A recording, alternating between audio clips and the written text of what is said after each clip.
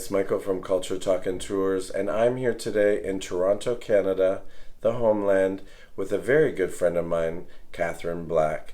Catherine, lovely to see you. Great to see you. And Catherine is a poet, and we've met years ago in Mexico when we were going to university, and we've been following your career, and we want a little bit of background information. This is the first poet that we've had on the show. I have had a science fiction writer. Oh, nice. And she was American, so we're excited to have a Canadian poet on the show. So start from the beginning. When did you get interested in creative writing, poetry? Oh, I think I've always been interested in writing, like since I was a child, which I think is kind of common. Right. I hear it from a lot of writers. Right. I had a vision of having a typewriter and being able to make my living on a street corner typing poems for people at the age of 10. Right. But I think I started taking it seriously in university. Okay. So I went to McGill University in literature to take literature. Right. And I simultaneously took some creative writing courses at Concordia. Right. And then was living in Mexico for a time before graduate school. And Right. really, I think at that point, I really decided to commit to writing. Right. And so I went to graduate school at the School of the Art Institute of Chicago. Right. And did an MFA in creative writing at that time. Okay. Yeah. So that was like my commitment. That was like, okay, I'm going to take this seriously now. Okay. Yeah. And you are a professional writer, and so you are working as an associate professor? Yes, an associate professor at OCAD University, and I'm the chair of the creative writing program there. So okay. And for those of you who don't know, it's Ontario College of Art and Design. That's it. Yes. Yes. Yes. Okay. So you're a professor there, mm-hmm. and you've got a creative writing class there? Yes, we have a program. We started a program probably 6 years ago, and it's an interdisciplinary creative writing program. So a lot of the students we attract write in many genres and many forms, and also practice in different media. Right. Yeah. Okay. Yeah. And how long have you been working at OCAD? Since I was 27. I'm asking questions like I don't know the answer, but so a couple of years. A couple of years now. Yeah, just a handful of years. Just a few. Okay, and you worked your way up. Yeah. Did you start as... I started as a sessional instructor, mm-hmm. Teaching intro courses, teaching composition courses. Okay. And then started teaching some creative writing, and through a lot of support and mentorship from Lillian Allen, who's Toronto's poet laureate. Okay. Developed a creative writing minor, and then we developed the creative writing major. Right. And yeah. And it just keeps going. Keeps growing. Right. Mm-hmm. Now, in front of us here, you have 4 books. Yes. Okay, and I personally have, this is your first. That's my first. And this is Lessons of Chaos and Disaster. Yes. And this is from 2007? 7? Yes. Yes. Okay, so this is your first. My first is a collection of prose poetry. Okay. And then so that was edited by Alana Wolf, and it was one of those dream experiences. Like right. you wonder as a young writer, like, how am I going to get this out into the world? Right. So I went to an open mic night. Right. And it was at the Art Bar, which is a Toronto reading series. Right. And the host, Flipper Rima, who's a wonderful local poet and friend, said, you should come back and do a feature. So I did a feature, and I was featuring with Alana Wolf, who edited this book, and she said, do you have a manuscript? And I had just finished a manuscript, so sent it to her, and that's how that became the first book. How this happened. Yeah. Now, in this book, this is a collection of poems that all kind of go together? Yes, they do. They go together. A lot of them are... they have a surreal quality. Right. I think that's probably like my heavier writing, right. thematically. Right. It deals with a lot of grief and childhood and these sorts of things, which I still write about, right. But in a different way, right. through a different lens. And it was a work that came out of graduate degree, some of it, and right. and writing after that. And it's funny because I remember you giving this to me in 2007, and we were discussing a lot of it because it was like a serious child learning to spell, sinking dolls, and so it was a lot of things of your childhood. Yeah, and there's like a persistent kind of theme in this book around the loss of a sibling. Yes. And so it was reconciling with those losses and really taking them into separate kind of vignettes and writing in a way that exposed the loss, like gave it some air, gave it some light. Yeah, and recognizing that that your sibling had passed and how you felt about it and how you have to, it's always part of you.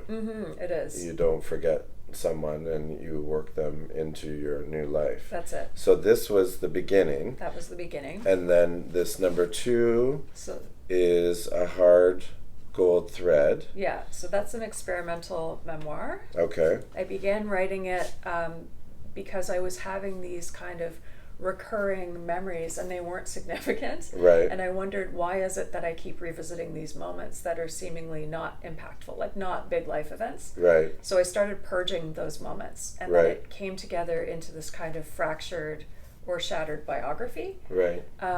So it was like a revisiting of life through fragments. Okay. I was really inspired by the work of Lynn Haginian, a language poet who wrote probably her best known book is My Life. Right. And it was operating like it was showing her life and her story through a series of images. And I thought, how can I do that? Not that I wanted to replicate it, but I wanted to play with that. Right. And you were inspired by it. And now, so this is more of a part of your adulthood as well? Yeah, absolutely. Okay. Yeah. And is this any of your own family? Is your husband or? My husband features in it, okay. sort of towards the end. But this is before kids? It's pre-kids. Pre-kids, okay. Yeah. So that's what that was, and this is, we're getting thicker on this one. Yeah, we're getting thicker. And what's with the seahorses? I love seahorses, but... I think of the hippocampus, which is the part of the brain, don't quote me on this, but it's that deals with memory. Oh, okay. And so the seahorse was kind of a representation of Wonderful. Memory. And actually this cover was designed by a writer and painter friend of mine, Melanie Janice Barlow, who's a very dear friend. Wonderful. Yeah, so she designed the cover. It's great to keep things together. Yes. And now this one, now I think these ones I didn't know so much about because I've been away. Right. So this is Bewilderness? Yes. So this is again a collection of prose poems. Okay. Much more recent and lighter, I think. Right. So this was a collection that deals with liminal or threshold spaces in suburban and urban wildernesses. And it's a very surreal take. Like the prose poems are all quite surreal. Okay. And again, like inspired probably by my favorite prose poet, Charles Simic. Okay. His collection, The World Doesn't End, really informed what I wanted to do here. So I found myself living in the suburbs after being a city kid forever. Right. And raising children in the suburbs. And I thought, this place is so weird. It's so strange. Like it's so... There are these beautiful little pockets, but they're also very odd. And the way that life goes on here is so different. And so I started writing poems about it. Okay. Yeah. And so Oakville features, which is the suburb I live in. Mansions of plywood, Meeting the Garbage Man, Some Other Country, A Home for Nothing. So it's quite interesting because you grew up in downtown Toronto. Yes. So that was... It's a different world, really. Yeah. I mean, it was a completely... I've always been kind of fascinated with the suburbs. It feels a little bit like mysterious to and it's odd because it's like it's not mysterious, but there's this underlying like what is actually going on here? What do they do? What do they do here? Yeah. So I was really... You guys were just raised with like a subway system and museums and and a whole kind of world. It was really separate too. Like I felt like there wasn't a lot of community growing up in the area I grew up in. It was like you were in your house, you knew your immediate neighbors, and that's it. You know. Whereas here it feels a lot more like there's more points of contact, which is weird.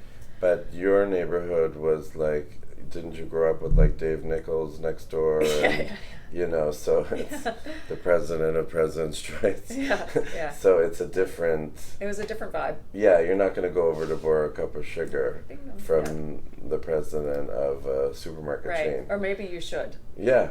Maybe that's the perfect person. Yeah. We never did. He'd have sugar. He would have stuff. Now this one, because we're in the age of Instagram and all of that, because I've lived in other countries where a lot of it wasn't available.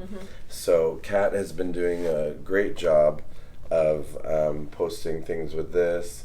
And you had something on Instagram where someone was holding it in some strange place. Yes, I love, my friends have been sending me images of where she's traveled to. Right. And I love that. I think it's so special to see. So it's my first novel. Okay. And now this is saying it's the Guernica Prize winner. Okay, so Yeah. Blessed Nowhere. Yeah. This I've got lots of questions about. Yeah, Number one, we've got the Mexican Right. influence here, the nichos. Okay, and who created this for you? The designer that works for Guernica, Yes. he's fantastic. He actually designed this last cover as well. Right. And he was wonderful because I was able to send him like some vibes, and some ideas, right. just and really like nothing formulated, Right. and he could kind of pluck it out of the ether and go, how about this? And Right. so as soon as I saw the Sacred Heart, I was like, absolutely, it's totally perfect. And it's also there's a road trip Vibe. element to Yes. this novel, and so he was able to insert that into the Sacred Heart, which I thought was really beautiful. And things that, not so much with writing, but I'm always interested with things like album covers or something, because, if you did the black seahorse, would it be the same? Like, did you get options where this would be orange and this would be okay? Yeah, so he did. Because I'm such a control freak, I would want to know what What could are we my try it options? and what are my options? You know what I did, Okay. and I said to him like, oh, like he sent some color options Right. and some different options to consider. Right. And then of course I wanted to tinker, and Right. I was like, can we try? And as soon as I tried it, I was like, oh, I am not a designer. Like, No. Like he knows. And there's so much measuring, I know, from invitations or publicity for an art show or something, that you have to be this much from the edge here and everything. So this was the font, this was the color. I think it looks fantastic. I love Thanks. everything about it. Thank you. It makes you want to read it. So Thanks. you were saying this is actually a novel. Yes. So it's not poems. No. Okay. It's it's the story of a woman who's at an impasse, and Okay.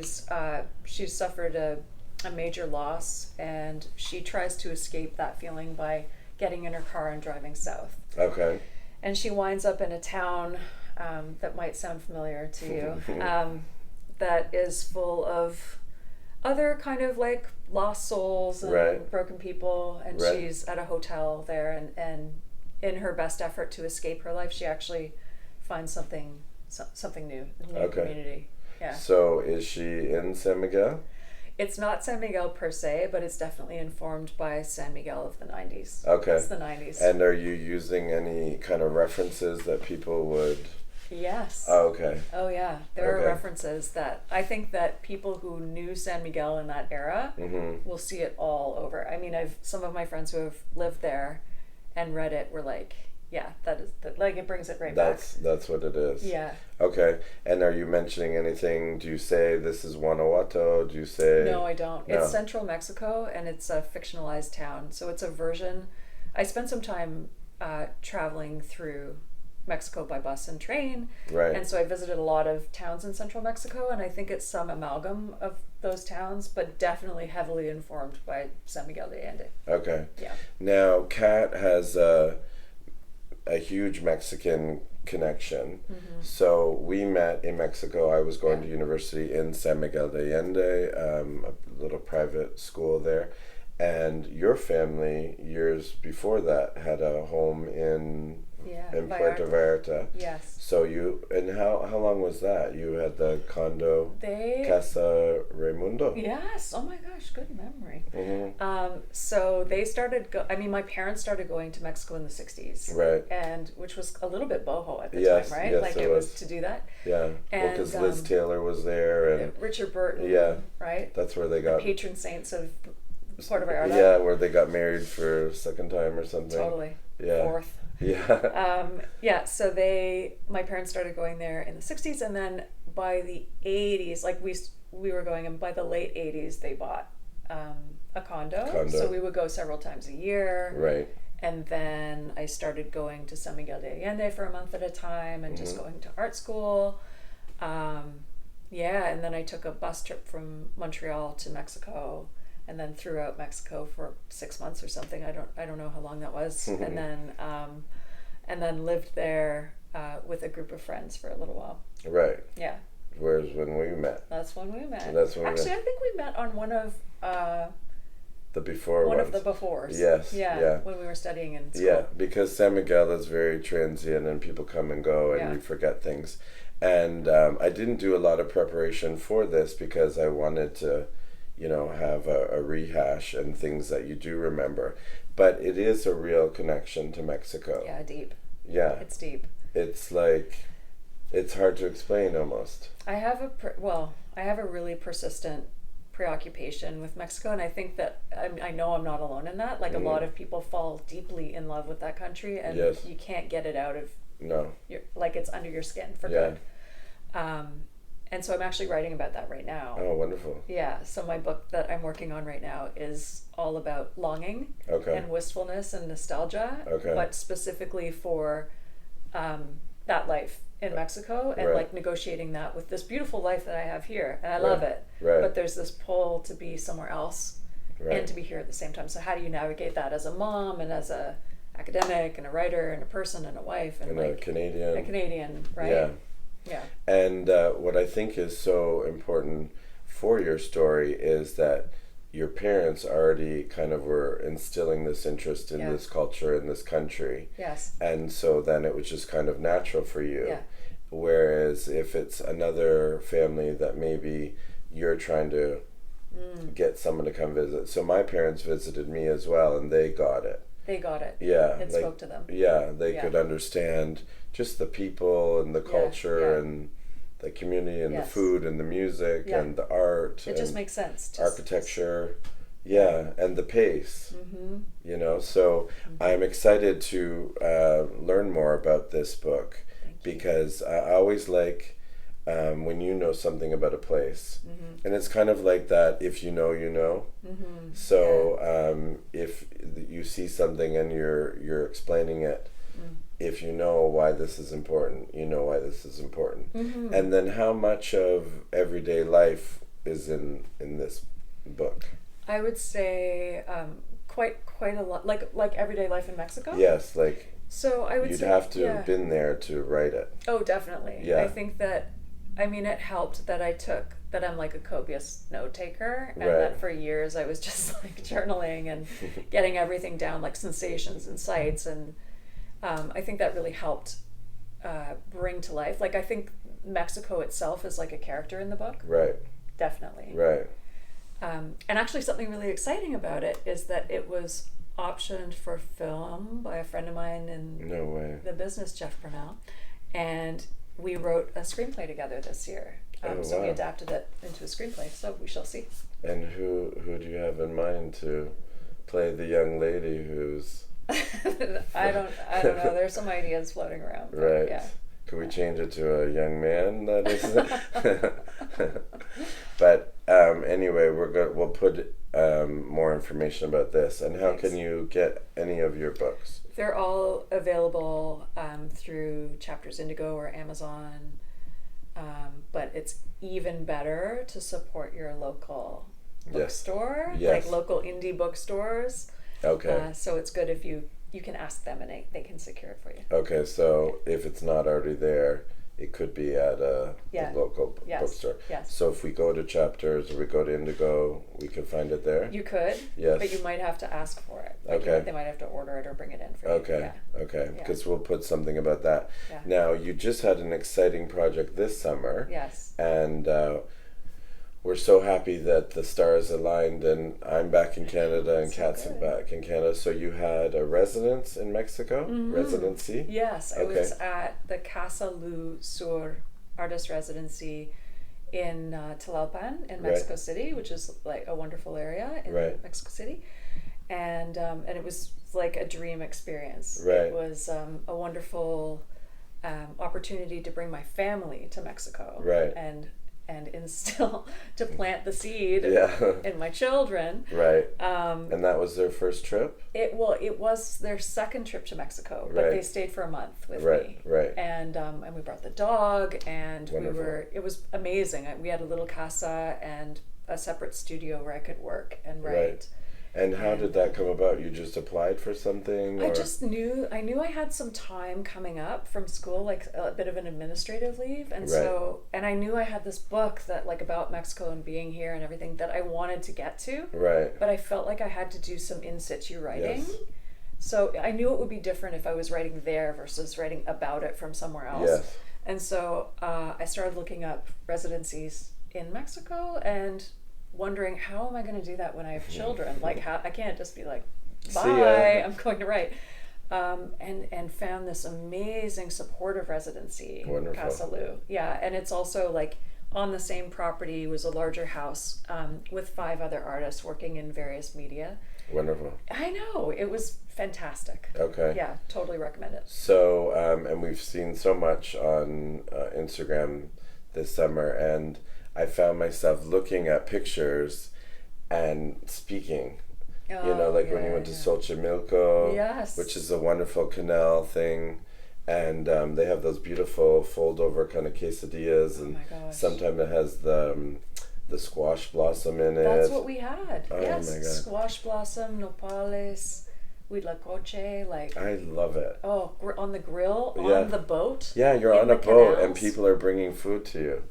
We made it. Yeah. Oh, did you make it? We got the ingredients from the market. Right. And then cooked it on the boat. I know.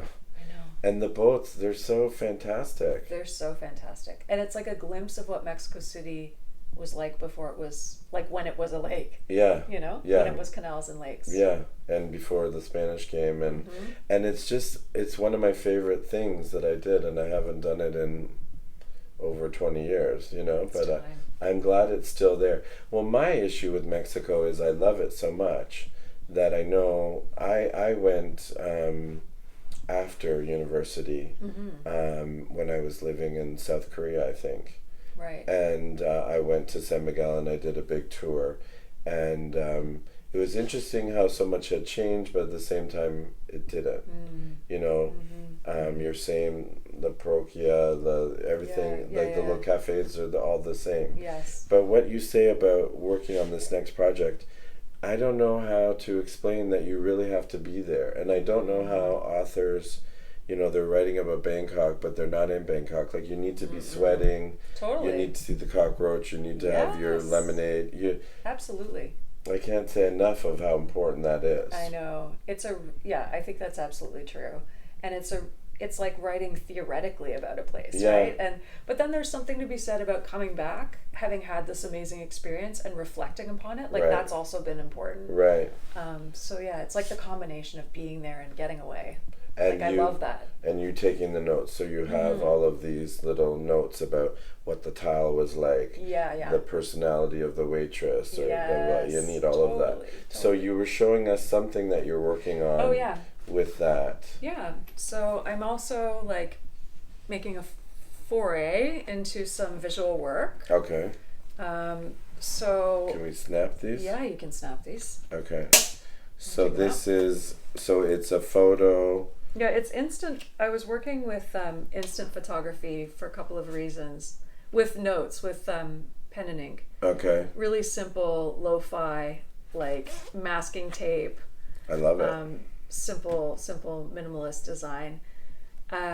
Because I think that there's something about the quality of the film medium that replicates what I'm trying to do in the text, which Right. is like it's fleeting, it's Right. imperfect, you can't control it, and it's No. immediately nostalgic. Right. Right? Like there's a nostalgia built into instant film that I was like, yes, I need this. Yeah. So, And it's capturing the moment. You're talking Yeah. about the humidity, the grit. Walk fast becomes a pilgrimage. yeah. And then this one is like a shop. Yes, yeah. So some of them are more lyrical and poetic, and they're also like I hope to include them in the manuscript. Like I hope that they'll just be these like moments where you can kind of like pause, because my Right. writing this writing tends to be quite dense. Right. So it'll be like a moment of Yeah, like an interlude or an something. interlude. Yeah. Yeah, beautiful. And this, I see you post on Instagram, remember, is that your feet? Those are my feet. Yeah, okay. Yeah. My therapist used to ask me, where are your feet? And I felt stupid for not understanding. Now I know my feet are fastened to the forest floor. This... God. She just comes out with this and just writes it on this. Like it's... But, I adore you, but I love people that... because I'm observant. So I like to see things, and I like to capture it. So I think it's a wonderful medium. Now, you had some sort of show at the end of this. Were these in that, or was it just a reading? It was both. Okay. So one of the lovely things about the residency is that we each had a solo show Right. at the last for the last exhibition, but we opened up all our studios. Right. So it was this beautiful night. Everyone came out, like tons of people came out, and Yeah, wonderful. it was just lovely. Like we bounced from studio to studio and get an opportunity to talk. So yeah, I had these arranged on the gallery wall Right. sequentially, Right. and then roughly sequentially, and then did a little excerpt reading Right. at the end. I know the answer. I have to ask the question, but because I saw it. But what about doing something more like this? Like another project like Yeah, this? more like, because it's almost like it's like a mixed media. You've got the photo. I love the tape. I just interviewed a painter in Taiwan, and he is making it look like tape. Oh, So how? he just paints it with Oh, that's oil so cool. and minerals. But I was like, is that really tape? And he said, I don't know, is it? And so I'm looking up at this wow, canvas, but it's wow, very modern. Very I'll cool. show you some Yeah, I'd love to see pictures of it. that. But I love this. Thanks. And I love collagey things or mixed media. Yeah. And if you're doing Polaroids, you keep it this shape. Maybe you have something, or even like a little watercolor going Exactly. on or something. Exactly. You know? I'm into it, and I think that like that residency afforded me the opportunity to experiment. Like it was all about. I was like, this might not work. Right. I don't care. Right. I'm just gonna do it and Yeah. have fun. Right. So I love that kind of freedom, and I'm leaning into that more. Right. Yeah. And you're very good at being in the moment. So when you're eating something, you know what's going on. If you tell Kat something, she'll remember it, because it's not like you're hearing people, you're actually listening, which I think is important in this day and age, when everything is so fast. But I think it's fantastic. Thank you. So you're working on a new book. Yeah. And any other projects? Yes, I'm working on a second novel. I'm quite close to being finished, but I want to kind of wrap this up Right. and then dig into the novel for the next year. Okay. Yeah. And then what about upcoming inspirational trips or anything? Is there somewhere that you'd like to go that you think needs to be explored? I think for my next novel, I might have to visit the American Southwest a little bit. Yeah, some desert. Oh, interesting. And a little bit of But you're still close to Mexico. I could just like hop over. Yeah, exactly. Like a little, actually. Or former Mexico. Yeah, right? It Yeah. is. Yeah, it is still Mexico, really. But yeah, and a bit to Montreal. Actually, I have to go back to Montreal for some. Oh, that would be fun. Yeah. Yeah. To mix it up. Mix it up. And then at home, do you have a workspace or? I just got, I mean, I have been working at my dining room table for years. Right. And I had a desk, but I didn't really like it. And now I just this past week got a beautiful desk. Okay. Like dream desk, and the studio inspired me. So it was like, no, I need this. So it's this beautiful desk. I have a great view. I have a beautiful like honey locust tree right outside. Right. That I can So 4 books later, you get yourself. 4 books later, you get a I was workspace. like, okay, you can get a workspace. And then what about at work? You have a nice office. Yeah, we have a great office. I share it with Lillian Allen. We have windows. It's central. We have books everywhere. Right. And it's brilliant. Like, it's lovely to share that space with her. In fact, I miss it when we're not working in the same space together. Yeah. And you find you're working through lunch, working late because something you're working on and you don't want to let it go, or? Yeah, I definitely, when I start to get into the flow, I can stay for hours on a project. Like, I can just like totally lock in, as my son says, and like just like nothing else exists. Right. But I also find that I just like being, like having a job and being a mom. Right. You have to fit it in wherever you can. Right. So it's like I'll carry a notebook with me, or I'll just like hammer something out really quickly. Right. Or talking to my phone. Right. And just get it down. So you might be at soccer practice and writing a little thing. Yeah, totally. Do it when you can. Yes. Or when you see something that, sparks speaks to you. Okay. Yeah. So this is going to hopefully be the first of many interviews. Nice. So Kat was my first choice for my first interview here in Canada. Thank you so Wonderful much. to see you. It's always the best to see you. So I can't say enough great things. I'm looking forward to learning more about this one. So your first novel, Blessed Nowhere, available at bookstores everywhere. Try your local bookstore, and we'll put your Instagram so people can follow you. Thank you. And follow this project as well, and the next book. Thank you so much. Wonderful. What an honor. Yeah. Thank you. Great to see you. And we will see you on the next episode.